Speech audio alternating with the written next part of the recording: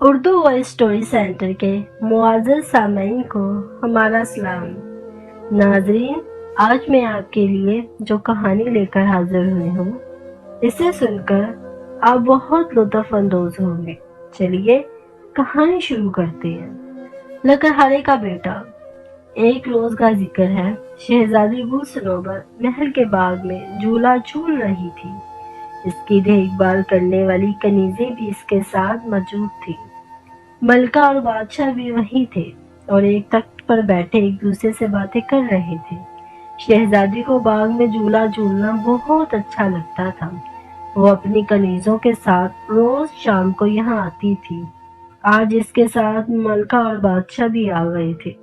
شہزادی حسب معمول جھولا جھول رہی تھی کہ اچانک اس کی نظر ایک نہایت خوبصورت پرندے پر پڑی۔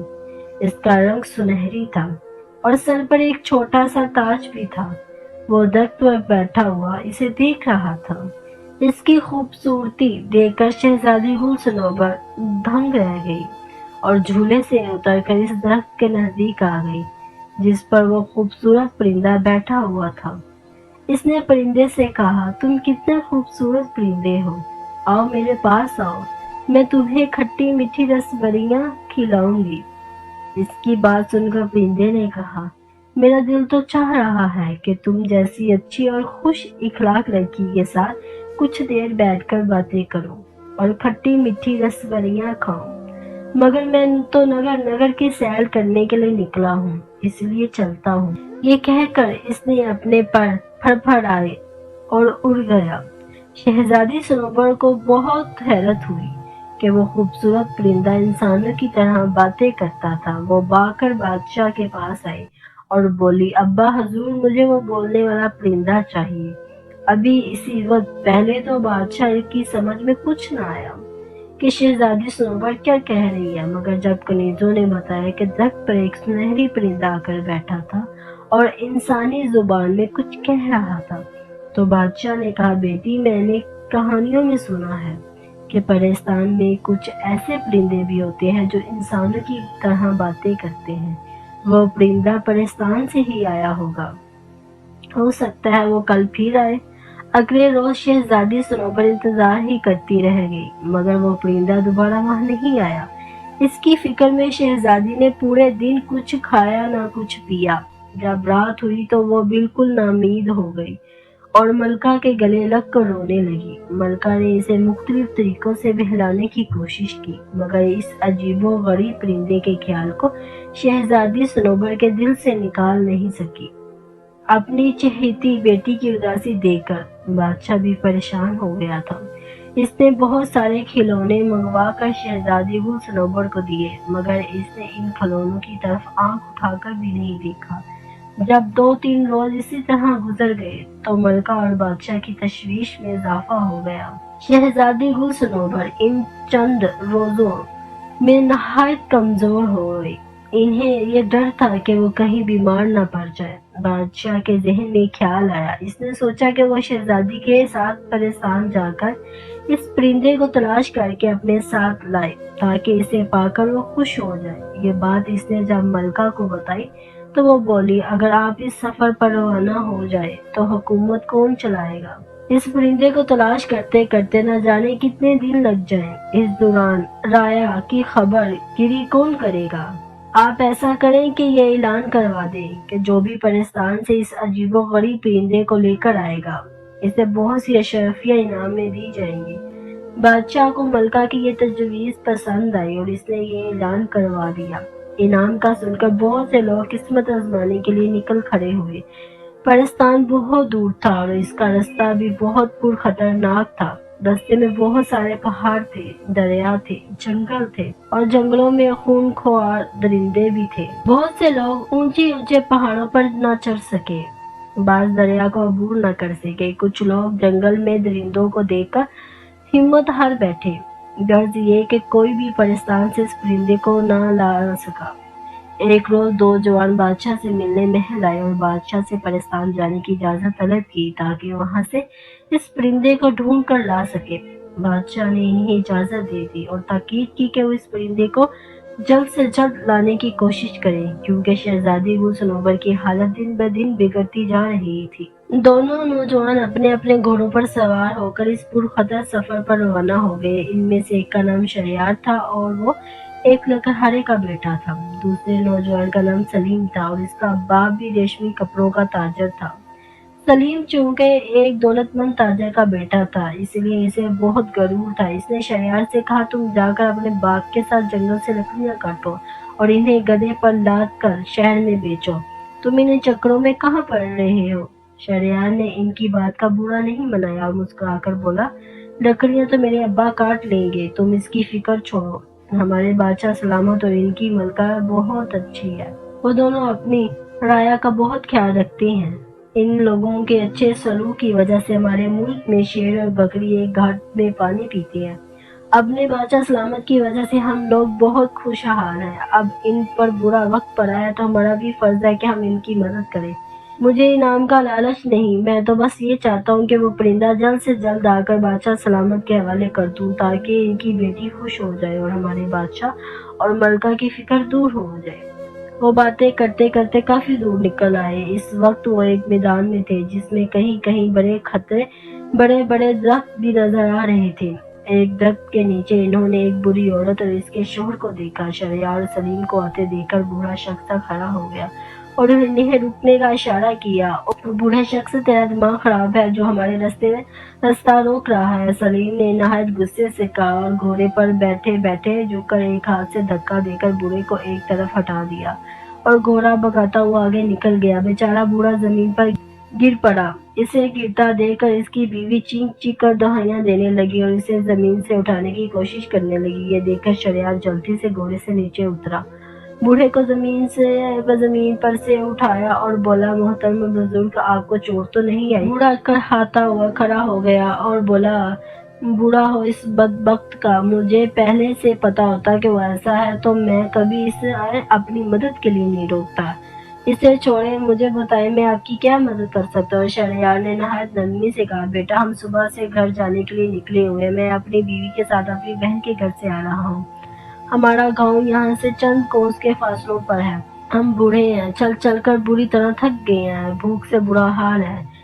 گھر پہنچے تو کھانا کھائیں اور آرام کریں۔ تمہارے پاس گھوڑا موجود ہے، تمہاری مہربانی ہوگی اگر ہمیں گاؤں تک پہنچا دو۔ بوڑھے کی بات سن کر شہریار نے اپنا کھانا نکال کر ان دونوں کو دیا۔ یہ کھانا اس کی ماں نے اس کے ساتھ باندھ دیا تھا تاکہ سفر کے دوران اسے بھوک لگے تو اسے کھا لے۔ جب وہ دونوں کھانا کھا چکے تو شہریار نے دونوں کو گھوڑے پر سوار کرایا اور خود گھوڑے کی باگھ پکڑ کر تیز تیز قدموں سے ان کے گاؤں کی سمت روانہ ہو گئے۔ دونوں میاں بیوی اسے دعائیں دینے لگے۔ شام ہوتے وہ ایک گاؤں میں پہنچ گئے۔ اسی گاؤں میں ان بوڑھے میاں بیوی کا گھر تھا۔ گھر پہنچ کر بوڑھے اور اس کی بیوی نے بڑے اسرار سے شہریار کو اس بات پر آمادہ کر لیا کہ وہ اگلے روز تک ان کے گھر ہی ٹھہرے کیونکہ رات سر پر تھی اور رات کو سفر یوں بھی مناسب نہیں ہوتا۔ شہریار نے ان کی بات مان لی۔ رات کھانا کھانے کے بعد بوڑھے نے کہا اب نوجوان تم بتاؤ کہاں سے آ رہے ہو اور کہاں جا رہے ہو؟ جواب میں شہریار نے اسے پوری کہانی سنا دی اور بتایا کہ وہ بولنے والے پرندے کی تلاش میں پرستان جا رہا تھا تاکہ اسے لے جا کر شہزادی گل صنوبر کے حوالے کر سکے۔ اس کی بات سن کر بوڑھا سوچ میں پڑ گیا۔ کچھ دیر بعد اس نے کہا پرستان میں کچھ ایسے نایاب پرندے بھی ہوتے ہیں جو انسانوں کی طرح باتیں کرتے ہیں مگر انہیں وہاں جا کر تلاش کرنا پڑے گا۔ پرستان جانے کے دو راستے ہیں، ایک راستے پر خطرات بہت ہے اور اس کا راستہ بھی بہت طویل ہے، دوسرا راستہ قریب کا راستہ ہے، اگر گھوڑا تیز رفتار ہو تو 1 گھنٹے میں وہاں پہنچا جا سکتا ہے، اس راستے پر کوئی خطرہ بھی نہیں ہے۔ اگلے روز شہریار صبح سویرے بیدار ہو گیا۔ بوڑھے نے اسے پرستان کا راستہ اچھی طرح سمجھا دیا۔ وہ روانہ ہونے لگا تو بوڑھے نے اپنے گھر کے پچھلے حصے میں لگے درختوں سے بہت سارے امرود توڑ کر اسے لا کر دیے اور بولا پرستان کے پرندے امرود بہت شوق سے کھاتے ہیں، یہ پھل پرستان میں نہیں ہوتا، اسی لیے ان کی تلاش میں انسانی کی دنیا میں آ جاتے ہیں، تم یہ امرود اپنے پاس رکھو۔ مجھے یقین ہے کہ ان کی خوشبو وہاں کے پرندوں کو تمہاری طرف متوجہ کر دے گی۔ ہو سکتا ہے کہ ان میں سے کوئی ایسا پرندہ بھی ہو جو انسانی کی طرح باتیں کرتا ہو۔ शरियार ने अमरूद लेकर इसका शुक्रिया अदा किया और घोड़े पर सवार होकर वहां से रवाना हो गया, जिस रास्ते से वो इसका घोड़ा दौड़ रहा था। वो बहुत साफ सुथरा और हमवार था। एक लंबी बगडंडी थी जिसके दोनों तरफ में हरी हरी घास थी। कहीं कहीं फूलों के पौधे भी नजर आ जाते थे। वो बहुत जल्द परस्तान पहुंच गया। वो परस्तान में दाखिल हुआ तो चारों तरफ बहुत चहल पहल नजर आ रही थी। हसीनों जमील परियां खूबसूरत और रंग बिरंगी लिबास पहने इधर से उधर उड़ती फिर रही थी। परिजात बाजारों में घूम फिर रहे थे और मुख्तलिफ एशिया की खरीदारी में मसरूफ थे। शरियार ने एक मैदान के चारों तरफ बहुत सारे परिजादों का जुमकता देखा। वो बहुत करीब गया तो पता चला कि वहाँ दो देवों की कुश्ती हो रही है और ये सब इन देवों की कुश्ती देखने के लिए जमा थे। इसका भी दिल चाहा कि देवों की कुश्ती देखे, मगर इसने वक्त जाया करना मुनासिब न समझा और बोलते परिंदों की तलाश में चल पड़ा। इसकी नजरें दरख्तों पर लगी हुई थी ताकि इसे परिंदे नजर आ जाएं। चलते चलते वो एक बाग में पहुंचा। वहाँ बहुत सारे छोटे बड़े नहायत खूबसूरत परिंदे फिजा में उड़ते फिर रहे थे। वो सब अपनी सुरीली आवाजों में चहचहा रहे थे, मगर इनमें से कोई भी ऐसा न था जो इंसानी जमाने में बातें कर रहा था, इंसानी जबान में बातें कर रहा था। शरियार को मायूसी हुई तो मगर इसने हिम्मत नहीं हारी। इसने घास पर बैठकर कुछ अमरूद की काशियां अपने सामने एक कपड़ा बिछाकर रख दी। अमरूदों की खुशबू सूंघते हुए जितने भी परिंदे थे वहां आ गए और अपनी नन्ही मुन्नी चोंचों से इन्हें खाने लगे। और भाई परिंदों, क्या हाल है? जिसने कहा, मगर किसी ने भी इसकी बात का जवाब नहीं दिया। शरियार समझ गया कि इन परिंदों में कोई ऐसा नहीं जो इंसानों की तरह बोलता। अमरूद की काशी खत्म हो गई तो वो सब खुशी से चहचहाते उड़ गए। अचानक एक सुनहरे परों वाला परिंदा फिजा से उड़ता हुआ आया और शरियार के सामने आकर बैठा और बोला, अफसोस है मुझे आने में देर हो गई। शरियार, अमरूद तो खत्म हो गए। शरियार इस सुनहरी परिंदे को इंसानी जुबान में बोलता देखकर खुशी से बाग बाग हो गया। इसने एक बड़े से पीला पीला नरम गुदेला अमरूद निकाल के इस परिंदे के सामने रखा और बड़े प्यार से बोला, प्यारे परिंदे, फिक्र ना करो, मेरे पास और भी अमरूद मौजूद है। ये सुनकर परिंदा फुदकता हुआ इसके पास आकर बैठ गया और मजे से इसका दिया हुआ अमरूद खाने लगा। क्या तुम मेरे साथ इंसानों की दुनिया में चलना पसंद करोगे? आखिर शरियार ने अपने मुतल्लिक की बात कर ही दी। क्यों नहीं, परिंदे ने जल्दी से कहा, मुझे वहाँ रहना बहुत अच्छा लगता है। वहाँ अमरूदों के भी बहुत से बाग हैं। मुझे अमरूद खाना बहुत पसंद है। अगर मैं तुम्हारे साथ चलूं तो मुझे पिंजरे में तो नहीं रखोगे? मुझे पिंजरे में बंद होकर रहना बिल्कुल पसंद नहीं। मैं तुम्हारी तलाश में बहुत दूर का सफर तय करके आ रहा हूँ। हमारी बादशाह की बेटी तुम्हें याद करके हलकान हो गई है। इसने खाना पीना छोड़ दिया है। मैं तुम्हें ले जाकर उस शहजादी के हवाले कर दूंगा। वहाँ महल में तुम बहुत आराम से रहोगे। मैं इसे बता दूं कि वह तुम्हें पिंजरे में बंद ना करे। शहरयार ने कहा, मैं कुछ रोज पहले शहजादी से मिल चुका हूँ। मैं शहर शहर घूमने फिरने निकला था और इत्तेफाक से महल के बाग में मेरी शहजादी से मुलाकात हो गई थी। वो बहुत एक अच्छी और खुश इखलाक लड़की है। मैं बखुशी इसके पास रहने को तैयार हूँ, परिंदे ने कहा और उड़कर शहरयार के हाथ पर बैठ गया। शरियार का मकसद पूरा हो गया, लिहाजा वो वापसी के सफर पर रवाना हो गया। परिंदा काफी ऊंचाई पर इसके घोड़े के साथ उड़ रहा था। अभी वो अपने मुल्क के दूध में दाखिल हुआ ही था कि इसने सलीम को दूर से आते हुए देखा। इसकी हालत इंतहाई खराब थी।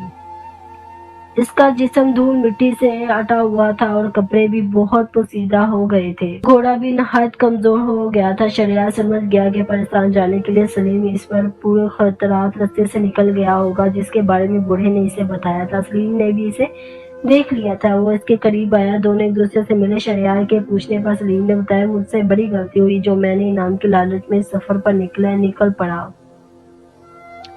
पाकिस्तान के रास्ते में पूरे खतरात थे। मैं बड़ी मुश्किल से अपनी जान बचाकर भागा हूँ। शरियार ने इसे अपनी कहानी सुनाई और बताया कि इसने इन बूढ़ों मियाँ बीवी को अपने घोड़े पर बिठाकर इनके गांव पहुंचाया था। बूढ़े ने खुश होकर इनकी मदद की, जिसकी वजह से वो बोलने वाला परिंदा हासिल करने में कामयाब हो गया। वो परिंदा तो तुम्हारे पास नजर नहीं आ रहा, कहाँ है वो? सलीम ने बड़े इश्तियाक से पूछा। शरियार ने आसमान की तरफ देखते हुए और ऊपर इशारा किया। सलीम ने देखा वो एक खूबसूरत परिंदा, सुनहरी परिंदा इनके सरों पर मंडरा रहा है। इन्हें बातें करते देख कर परिंदे ने चिल्ला कर कहा। شریعہ یار جلدی کرو، ایسا نہ ہو کہ رات ہو جائے۔ شریعہ نے سلیم کو خدا حافظ کہا اور اپنے گھوڑے کو چلنے کا اشارہ کیا۔ سلیم نے اسے جاتا دیکھا تو بولا، اگر میں ان بوڑھوں میاں بیوی کے ساتھ برا سلوک نہیں کرتا تو مجھے بھی ایک بولتا پرندہ مل جاتا۔ شہزادی کے پاس ایسے 2 پرندے ہو جاتے، میں نے اپنی بد اخلاقی کی وجہ سے انعام حاصل کرنے کا موقع ضائع کر دیا، مجھے اپنے برے سلوک اور غرور کی سزا مل گئی۔ یہ کہہ کر وہ بھی اپنا راہ ہو لیا۔ شہریار محل پہنچا تو سنہری پرندے کو دیکھ کر شہزادی گل صنوبر خوش ہو گئی۔ پرندہ بھی بہت جلد اس سے مانوس ہو گیا تھا۔ شہزادی جہاں بھی جاتی وہ اس کے پیچھے پیچھے ہوتا۔ شہریار کے کہنے پر شہزادی گل صنوبر نے وعدہ کر لیا تھا کہ وہ اس پرندے کو پنجرے میں نہیں رکھے گی۔ شہزادی گل صنوبر کو خوش دیکھ کر بادشاہ اور ملکہ نے بھی سکھ کا سانس لیا۔ بادشاہ نے شہریار کی ہمت اور بہادری کی بہت تعریف کی۔ رات ہو گئی تھی، اس لیے بادشاہ نے شہریار کو گھر نہ جانے دیا اور اسے شاہی مہمان خانے میں ٹھہرنے کا حکم دیا۔ اگلے روز حسب وعدے مطابق بادشاہ نے شہریار کو بہت ساری اشرفی انعامیں دی۔ شہریار نے اس کا شکریہ ادا کیا اور اشرفیوں کا تھیلا اپنے گھوڑے پر رکھ کر محل سے رخصت ہونے لگا۔ شہزادی گل صنوبر اپنے سنہری پرندے کے ساتھ اسے خدا حافظ کہنے آئی۔ شہریار محل سے نکلا تو اس کا رخ اپنے گھر کی جانب نہیں تھا، وہ بڑی تیزی سے اپنا گھوڑا دوڑتا ہوا اس بوڑھے کے گاؤں کی جانب جا رہا تھا، جس کی وجہ سے وہ بولنے والا پرندہ حاصل کرنے میں کامیاب ہوا تھا۔ وہ ان کے گاؤں میں پہنچا تو بیچارہ بوڑھا بیمار پڑا تھا اور اس کی بیوی اس کی دیکھ بھال میں لگی ہوئی تھی۔ بیماری کی وجہ سے بوڑھا اپنے کام پر بھی نہ جا سکا تھا، ایسے میں شہریار کی دی ہوئی رقم میں ان کے کام بہت آئی۔ شہریار کو دیکھ کر دونوں میاں بیوی بہت خوش ہوئے۔ شہریار نے اپنی کامیابی کی خبر انہیں سنائی، پھر اس کے بعد بادشاہ کے دیے ہوئے انعام سے آدھی اشرفیاں بوڑھے کے حوالے کی اور بولا، آدھے انعام کے آپ حقدار ہیں، اگر آپ میری مدد نہ کرتے تو مجھے وہ پرندہ نہ ملتا۔ اتنی بہت ساری اشرفیاں کو پا کر دونوں خوش ہوئے۔ اتنی بہت سی اشرفیاں پا کر دونوں بہت خوش ہو گئے اور شہریار کو دعائیں دینے لگے۔ اس کے بعد شہریار نے اپنے گھر گیا اور اس نے پوری کہانی اپنے ماں باپ کو سنائی اور بادشاہ سے ملا ہوا آدھا انعام ان کے حوالے کیا۔ اس کے ماں باپ تو خوشی سے پھولا نہیں سما رہے تھے۔